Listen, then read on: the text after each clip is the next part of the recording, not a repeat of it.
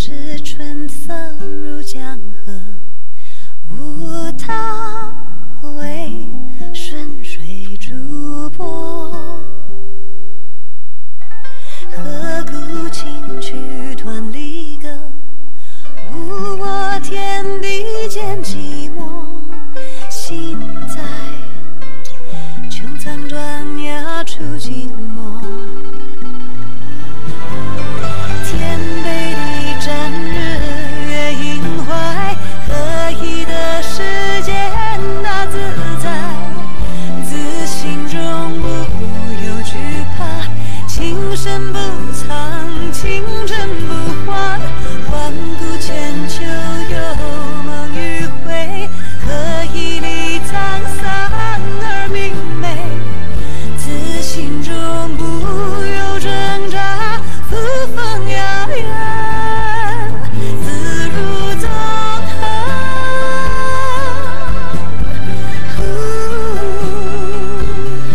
潇洒如梦，今后。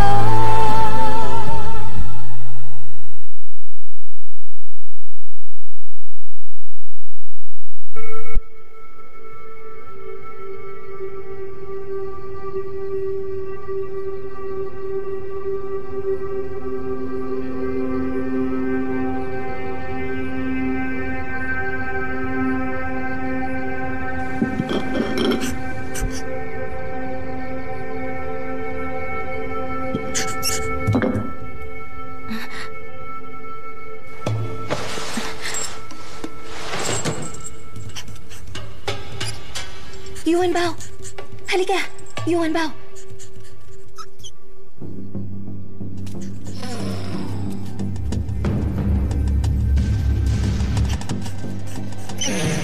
Sa likod mo!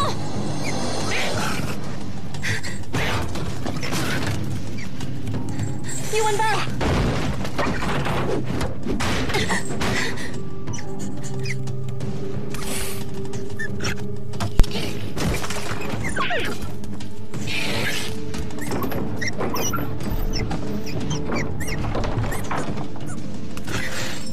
Yuan Bao! Mag-iingat ka!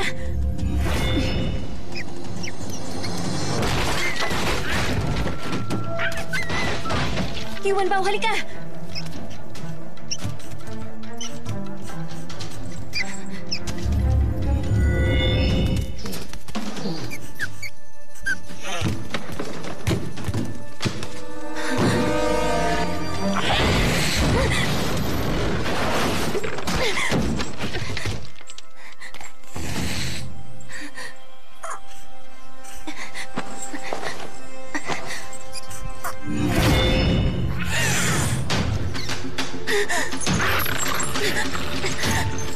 Yuan Bao! Tumakbo ka na ngayon! Sige na! Sabihan mo ang mahal na hari!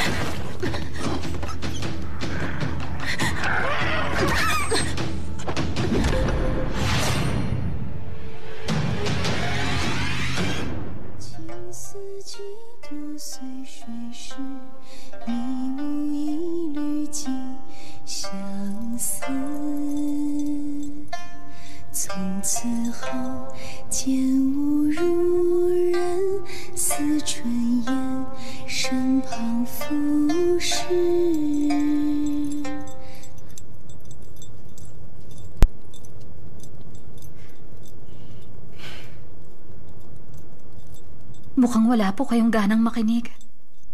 Dahil ba hindi ako nag-eensayo ng husto? Hindi mo naibigan?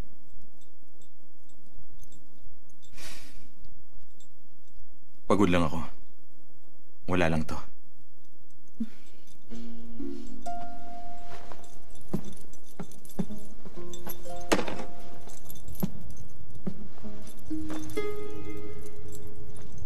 Kamahalan, kung pagod na pagod ka, Gusto mong asikasuhin kita?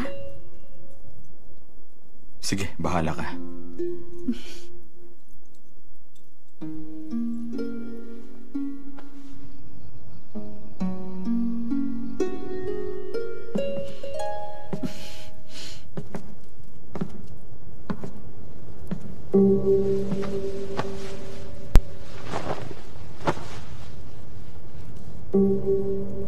Kamahalan, matagal ko na itong hinihintay. Sa wakas, mapapasaya ko ang hari. Makakasiping kita sa kama.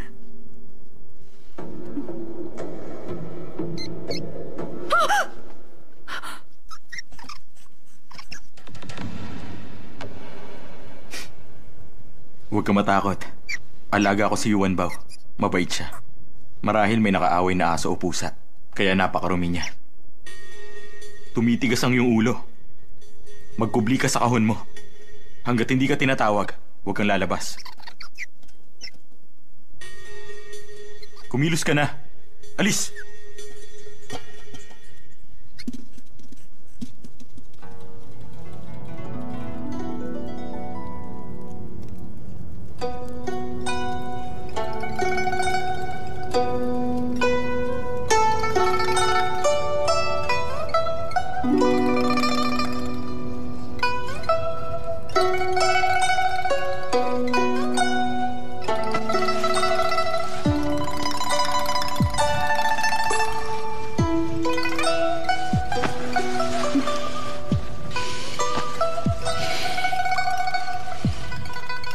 Pumikit ka muna.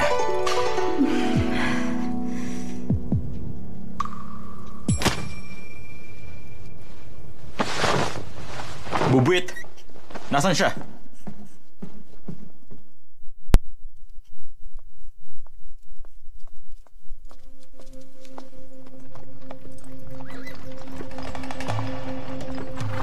Binibini, ito na ang bulwagan ng kulyang.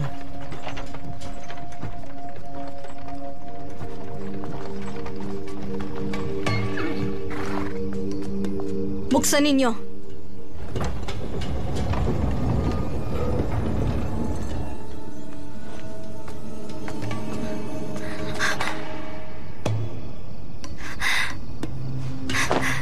Nananakot kayo?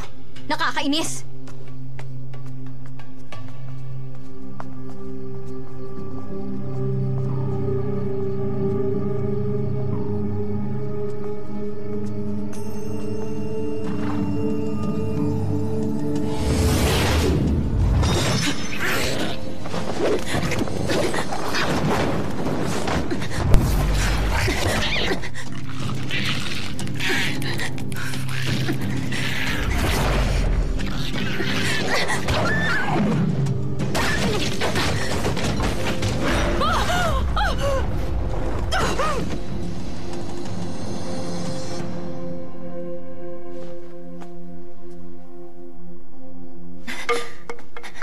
Binibining Diwata. Ikaw ba yan, Binibining Diwata? Ayos ka lang? Ha? Fuyaw! Nahuli ako. Ayos ka lang? Oo, ayos lang ako. Siya!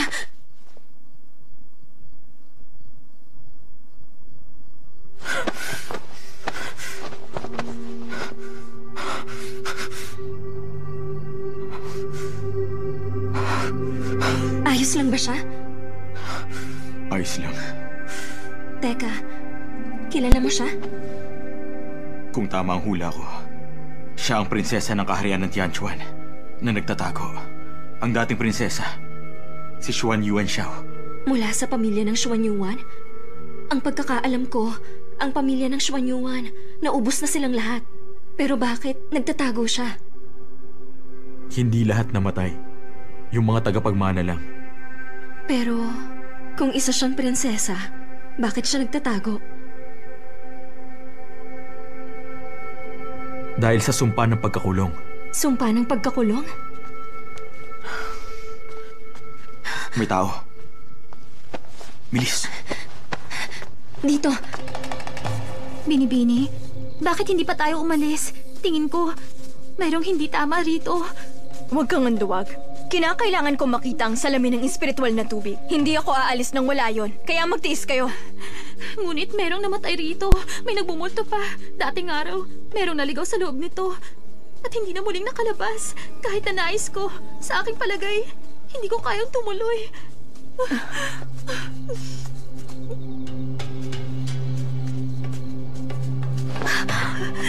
Mga walang silbi. Sumunod kayo.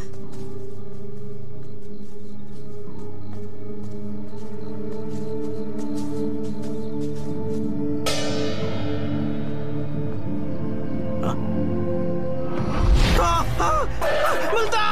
Mga multo! Tulong!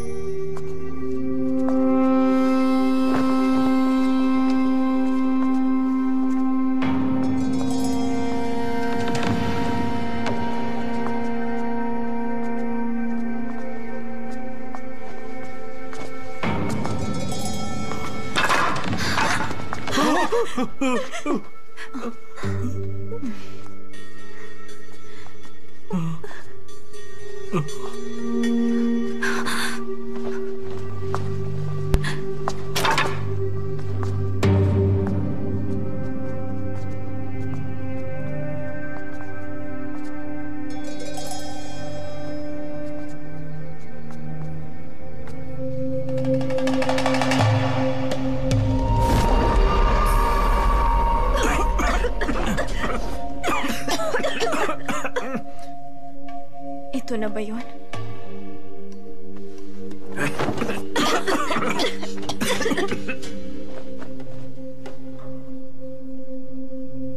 Kunin niyo at dalhin ang mga ito. Opo. Opo, Bilisan niyo. Mga kaluluwa. Nasa naman sila? Ipakita niyo sa akin. Kahibangan. Gawa-gawa lang yon upang itago ang mga kayamanan. Nakakakilabot. Dahan-dahan. Bilisan nga ninyo! Mga multo! May multo sa lugar na to! Mga multo! Mga multo! Mga multo!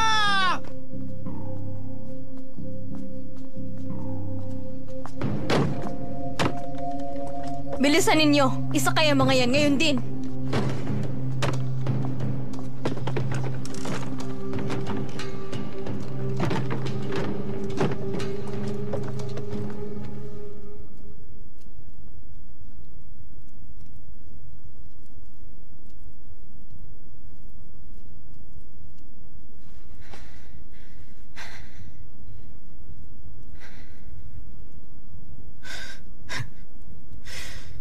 Ikaw, bakit nakaupo ka malapit sa akin?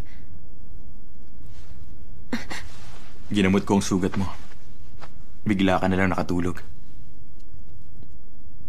Kinagat lang naman ako. Baka mamaya pinagsamantalahan mo ko.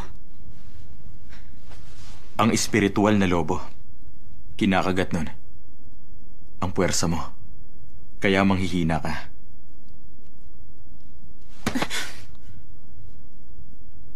Bakit ka ba laging kinakabahan?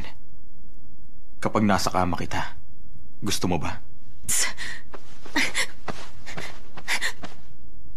Kung hindi mo lang ako niligtas, paaalisin na kita. Tabi dyan!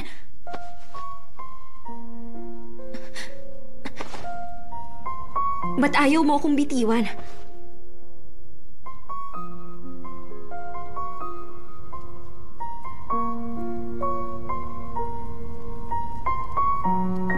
Patawarin mo ako. Ha? Saan naman? Hindi ko inakalang mapapahama ka ng husto. Hindi ko naisip na mahuhuli ang pagdating ko. May konsensya ka rin pala.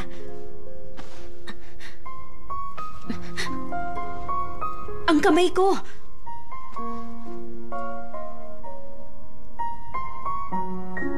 Sandali lang.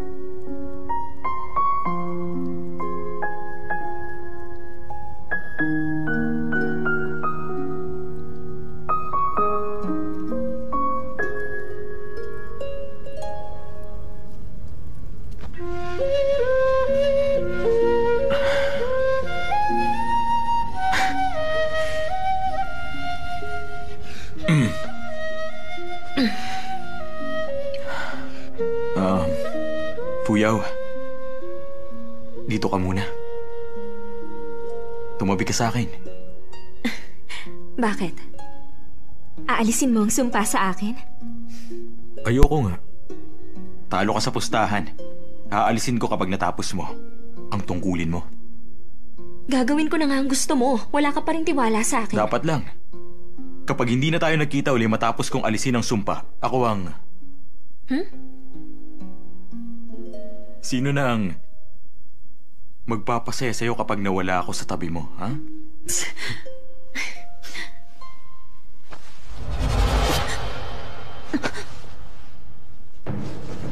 Bakit?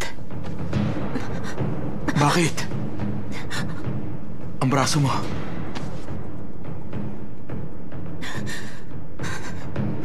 Ang Shukunlin? Iyan ba? Kinuha ng prinsesa. Anong...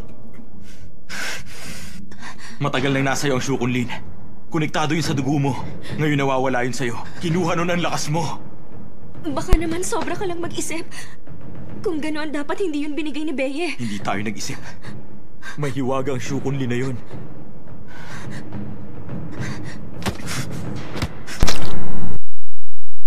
Sandali lang! Sinabi ko na walang pumasok dito. Paano may mamamaslang? Sino ka para magsalita? Hahalugugin namin ang lugar na to. Kabilang doon, itong bulwagan.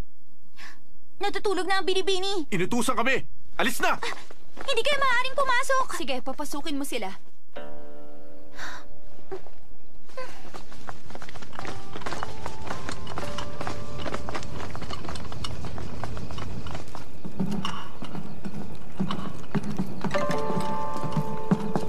Kamahalan, paumanin sa abala. Sumusunod lang kayo sa utos. Kaya wala kayong naaabala.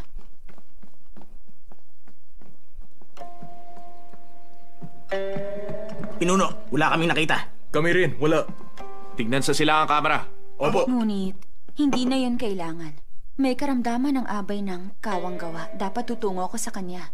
Ngunit, tila naabala siya sa inyong pagdating. Kaya hindi siya makapahinga. Kapag nagalit sa inyo ang mahal na hari, tandaan ninyong pinagsabihan ko kayo. Merong mamamaslang. Kaya naman, sinisiguro namin ang kaligtasan nyo.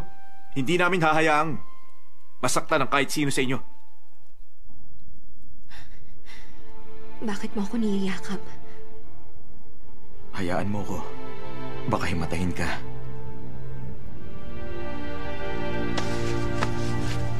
Hindi ko inakala na makikita kitang ganyan kahina. Gaya ng walang laban na babae.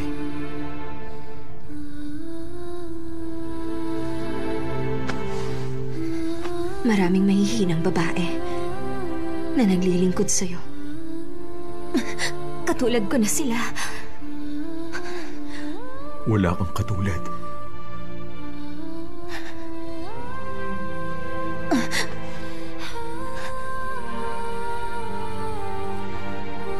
Halika, upo. Anong ginagawa mo? Ipapasa ko ang lakas ko nang mabawasan ang sakit. Huwag! Sayang ang lakas mo. Huwag na lang. Hindi sayang kung para sa'yo.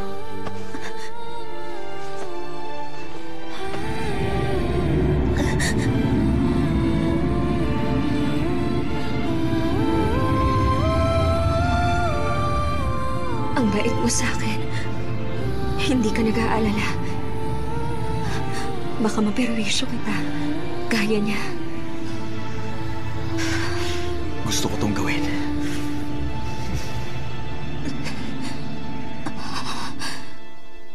Bago kayo tumuloy, may ipababatid lang ako sa inyo. Kilala ba ninyo kung sino talaga ang abay ng kawanggawa na inyo nga abalahin? Isa lang naman siya sa kinagigiliwan ng punong ministro. Pinaalalahanan ko lang kayo. Mahalagang gampanan ninyo ang inyong tungkulin. Kaya nga lang, Itinaas ni General Tang Bonya ng posisyon ko. Hindi ko sinasadyang abalahin siya. itinalaga ang kanyang anak bilang pangunahing abay. May katayuan pa rin ang abay ng Kawanggawa. At iisa lang naman sa amin ang magiging reyna ng Taiwan. Dahil doon, maaring sa mata ng mga nakakakita, meron kayong pagkiling kay Tang Zhirong upang hamakin ang katayuan ni Yuanzi. Palagay nyo, ano ang gagawin ng punong ministro kapag nalaman niya? Kayong bahala.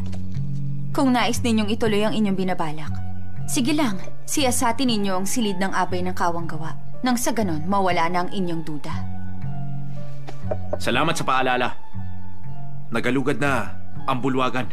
Aalis na po kami.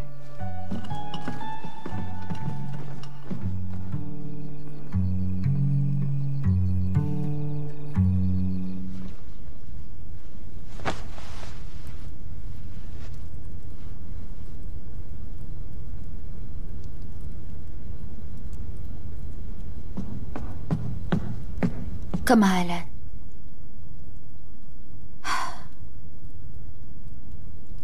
Ikaw, magkasama kayong dalawa. Tahimik. Humiga ka lang. Saan galing ang kanyang pinsala?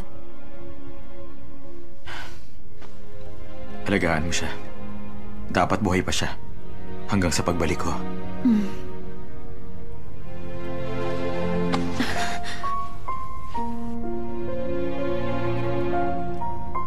Dito ka lang.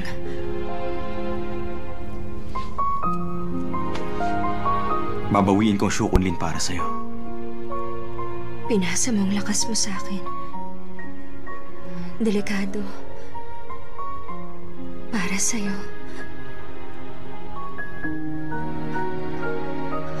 Kaya ko na.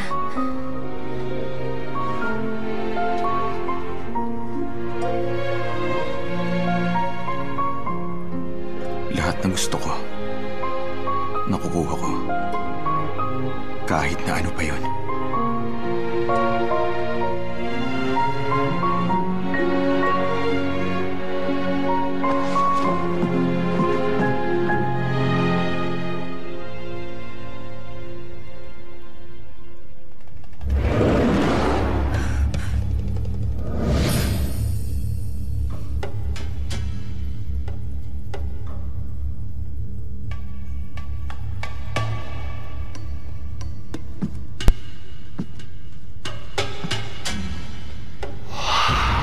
Ikaw na naman!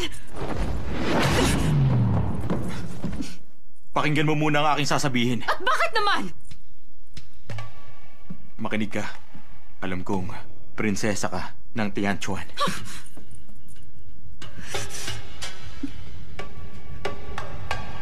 Sino ka ba?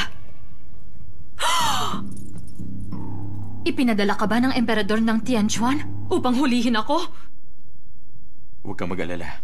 Hindi kita huhulihin. Basta ibigay mo sa akin ang Shukunlin. At bakit ko ibibigay sa'yo yun, ha? Sino ka ba upang sundin ko? Makinig ka. Ang pinakaayaw ko sa lahat, yung mga taga Tianchuan. Paano kung kunin ko?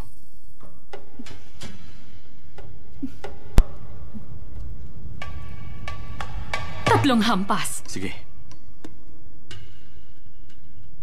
Mamamatay ka kapag sinuntok kita ng 3 ulit. Kung ganon, problema ko yun. Kung kakayanin ko ang manghampas mo, ibibigay mo sa akin ang Shukunlin. Alang-alang sa babae? Pag namatay ako, ibigay mo sa kanya ang Shukunlin. Huwag mong papatayin ng inosente. Bihirang-bihira na talaga ang lalaking tulad mo.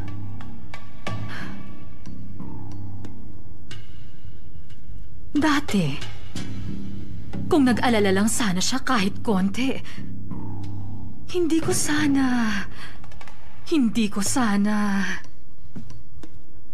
Prinsesa, Hindi ko sana... gawin mo na.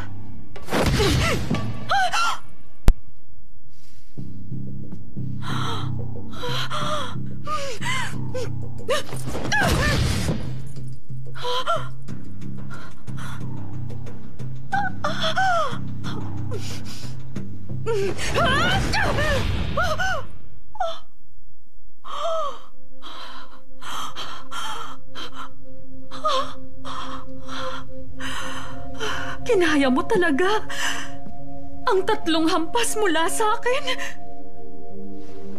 Maraming salamat sa pag-alalay. Ay naku, bahala ka nga dyan! Bakit ba ako nakikipaglaro sa isang bata? Matagal na akong nag-e-ensayo sa lugar na to. Sa bulwagan na to ng Taiwan. Pero bakit parang kulang pa rin?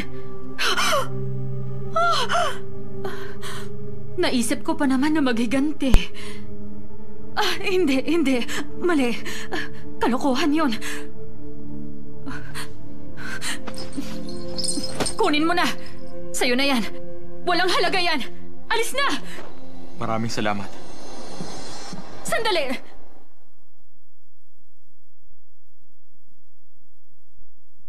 Siya.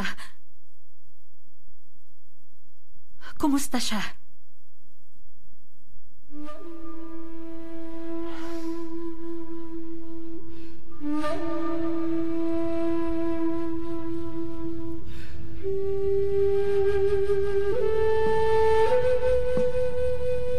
May 17 babae na siya. Anong akala mo?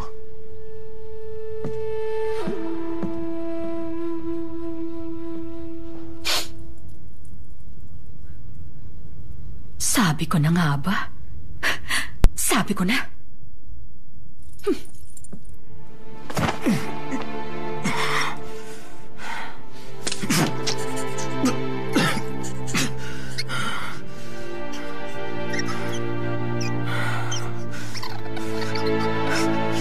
Ayos lang. Hindi ako mamamatay kagad.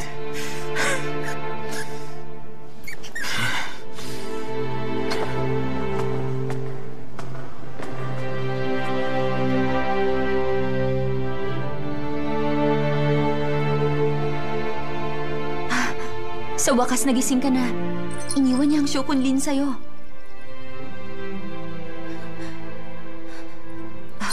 Sandali, mahiga ka na lang muna. Teka, nasan siya? Matapos niyang dalhin ng Shukunlin dito, bumalik na siya sa palasyo.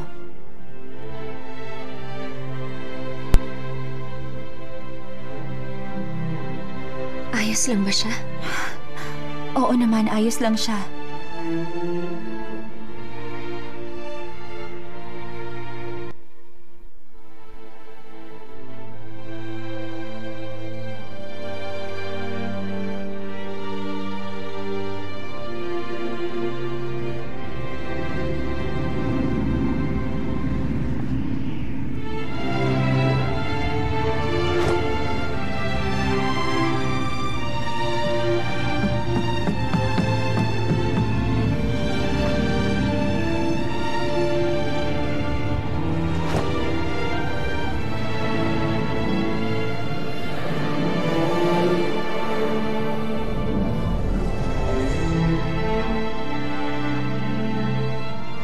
Bakit pumalubha ang pinsala ninyo? Sinong inyong nakaharap ang may kagagawan niyan? Ang prinsesa ng Kulyang. Bakit tila napakalakas niya? Hindi malakas ang kapangyarihan niya. Nasa kanya ang pag-aaring hiyas ni Chongkang. Hindi siya ang nakapinsala sa akin, kundi ang sumpa na nasa kanya.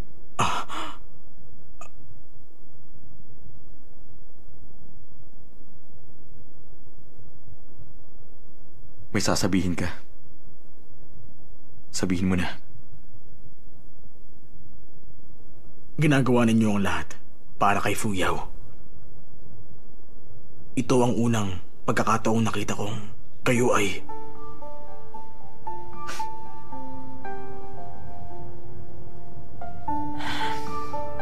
Ay ano? Nag-aalala ka ba?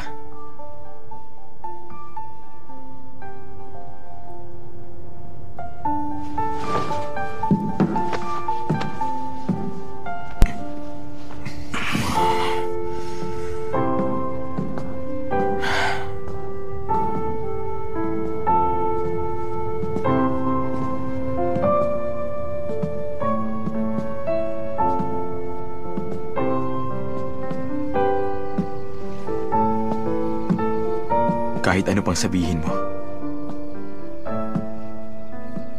Dapat ko ba siyang pabayaan? Hindi kamahalan. Hindi maaaring umalis si Fuyaw. Ikaw ang nagsabing sagabal siya. Tapos ngayon wag paalisin? Sabihin mo, anong dapat kong gawin? Pumanin po. Nagkamali ako, kamahalan. Palagi ka namang ganyan. Opo. Kahit na ganun, kinakailangan ko pa rin po na magsalita. Naalala pa po ba ninyo ang hiling ng inyong ama? Dalhin niyo ang Shu Kunlin sa Tianchuan. Subalit, matindi ang inyong naging pinsala upang makuha ang Shu Kunlin. At nais pa ninyo itong ibigay kay Fuyaw. Natitiyak ko po, kahit na inyong itanggi, meron po kayong pagtingin sa kanya. Kung sakali mang paalisin niyo siya, nais ninyong malayo siya sa mga kaguluhan. Ganun pa man, kapag umalis siya rito, nadala ang Shu Kunlin, ibig sabihin, ang lahat ng inyong ginawa, masasayang lang ng dahil sa kanya. Kaya nakikiusap po ko. Ikaw ang tagapagmana ng dahon ng Xuanling. Tanging ikaw lang ang makakakita sa dalaga upang mabago ang ating kapalaran. Katapusan na ng 5 kaharian kapag hindi mo siya napigilan. Hindi lang si Ama ang tututol sa kanya. Kamahalan, ibang nakatakda sa inyo.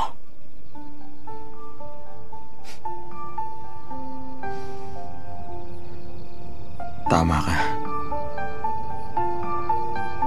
Ninais ko ring mangyari ang bagay na yun. Patawarin ninyo ako. Nagiging tapat ka lang. Anong patawad? Tumayo ka. Salamat po.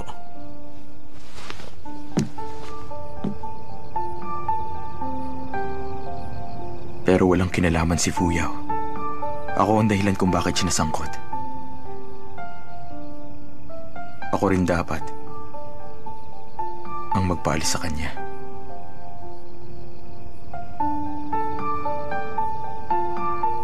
Patnubayan siya. Ang tanging magagawa ko. Opo. Isa lang pong paalala. Magigising na ang binibini anumang sandali.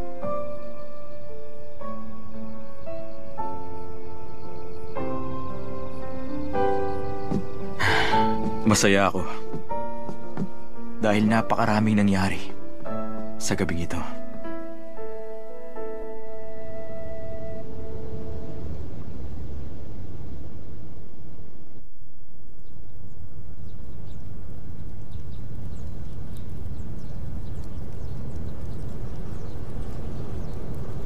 Kamahalan?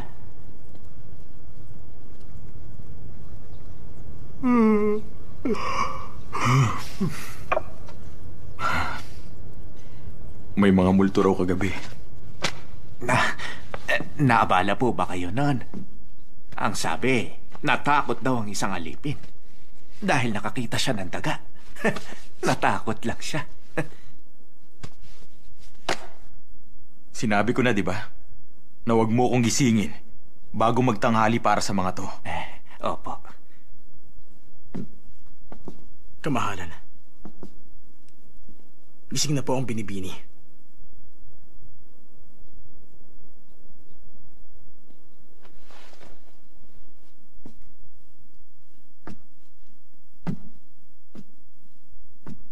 Kao Cheng,